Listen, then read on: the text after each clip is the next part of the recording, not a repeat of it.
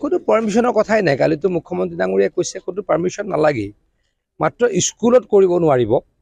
স্কুলত কৰিব কিয় নোৱাৰে? স্কুল চলি থকা সময়ততো কোনো ন্যায় যাত্ৰা কৰিব নোৱাৰে। যদি ন্যায় যাত্ৰা নহয়, প্ৰথম কথা এইটো অন্যায় যাত্ৰা।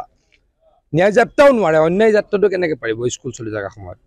গতিকে মুখ্যমন্ত্ৰী ডাঙৰীয়াই ইতিমধ্যে কৈছে স্কুল কলেজত নোৱাৰিব, দেওবাৰে পাৰিব। কিন্তু আমিও নকৰোঁ, আমি ক'ৰবাত কৰোঁ নেকি? বিজেপিৰ অসমত চৰকাৰ আছে, আমি বিজেপিৰ কোনোবা নেতা, কোনোবা মন্ত্ৰী, কোনোবা কাৰ্যকৰ্তাই গৈ স্কুলখন বন্ধ কৰি, কলেজখন বন্ধ কৰি মিটিং কৰোঁ নেকি? আমিতো নকৰোঁ।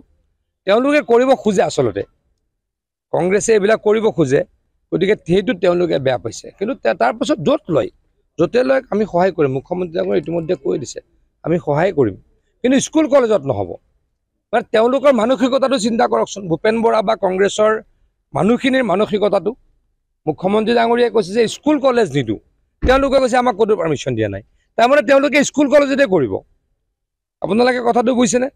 মানে ভূপেন বৰা ডাঙৰীয়া বা কংগ্ৰেছৰ নেতা কৰ্মীসকলে স্কুলতে স্কুল ক্ষতি কৰি, ছাত্ৰ ছাত্ৰীৰ ক্লাছ ক্ষতি কৰি ন্যায় যাত্ৰাৰ কাৰণে ৰাহুল গান্ধী ডাঙৰীয়াৰ কাৰণে ৰাজকীয় ব্যৱস্থা কৰিব। সেইটোতো আমি হ'ব দিব নোৱাৰোঁ। তাৰ বাহিৰে কিমান জেগা আছে, খেলিবলৈ জেগা আছে। খেলুৱৈ আমাৰ লোকেল কমিটিবিলাকৰ পৰা পাৰ্মিশ্যন লওক। অসমত এইখিনি সময়ত খেতি পথাৰ নহয়, পথাৰবিলাক উন্মুক্ত হৈ থাকে, তাত থাকক। কিন্তু তেওঁলোকক কি লাগিব? তেওঁলোকক স্কুল কলেজৰ ফিল্ডে লাগিব। মানে ল'ৰা ছোৱালীৰ ক্ষতি তেওঁলোকে কৰিবই লাগিব। এই তেওঁলোকৰ মানসিকতা, এই মানসিকতাক প্ৰশ্ৰয় দিয়া নহ'ব। কোনো পাৰ্মিশ্যনৰ কথাই নাই। কালিতো মুখ্যমন্ত্ৰী ডাঙৰীয়াই কৈছে কোনো পাৰ্মিশ্যন নালাগেই, মাত্ৰ স্কুলত কৰিব নোৱাৰিব। স্কুলত কৰিব কিয় নোৱাৰে? স্কুল চলি থকা সময়ততো কোনো ন্যায় যাত্ৰা কৰিব নোৱাৰে। যদি ন্যায় যাত্ৰা নহয়, প্ৰথম কথা এইটো অন্যায় যাত্ৰা। ন্যায় যাত্ৰাও নোৱাৰে, অন্যায় যাত্ৰাটো কেনেকৈ পাৰিব স্কুল চলি থকা সময়ত? গতিকে মুখ্যমন্ত্ৰী ডাঙৰীয়াই ইতিমধ্যে কৈছে স্কুল কলেজত নোৱাৰিব, দেওবাৰে পাৰিব। কিন্তু আমিও নকৰোঁ, আমি ক'ৰবাত কৰোঁ নেকি? বিজেপিৰ অসমত চৰকাৰ আছে, আমি বিজেপিৰ কোনোবা নেতা, কোনোবা মন্ত্ৰী, কোনোবা কাৰ্যকৰ্তাই গৈ স্কুলখন বন্ধ কৰি, কলেজখন বন্ধ কৰি মিটিং কৰোঁ নেকি? আমিতো নকৰোঁ।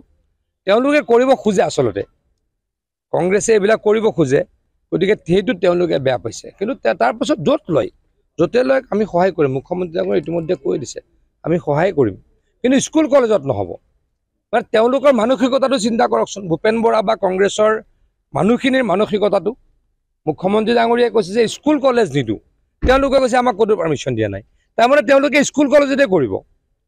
আপোনালোকে কথাটো বুজিছেনে? মানে ভূপেন বৰা ডাঙৰীয়া বা কংগ্ৰেছৰ নেতা কৰ্মীসকলে স্কুলতে স্কুল ক্ষতি কৰি, ছাত্ৰ ছাত্ৰীৰ ক্লাছ ক্ষতি কৰি ন্যায় যাত্ৰাৰ কাৰণে ৰাহুল গান্ধী ডাঙৰীয়াৰ কাৰণে ৰাজকীয় ব্যৱস্থা কৰিব। সেইটোতো আমি হ'ব দিব নোৱাৰোঁ। তাৰ বাহিৰে কিমান জেগা আছে, খেলিবলৈ জেগা আছে। খেলুৱৈ আমাৰ লোকেল কমিটিবিলাকৰ পৰা পাৰ্মিশ্যন লওক। অসমত এইখিনি সময়ত খেতি পথাৰ নহয়, পথাৰবিলাক উন্মুক্ত হৈ থাকে, তাত থাকক। কিন্তু তেওঁলোকক কি লাগিব? তেওঁলোকক স্কুল কলেজৰ ফিল্ডে লাগিব। মানে ল'ৰা ছোৱালীৰ ক্ষতি তেওঁলোকে কৰিবই লাগিব।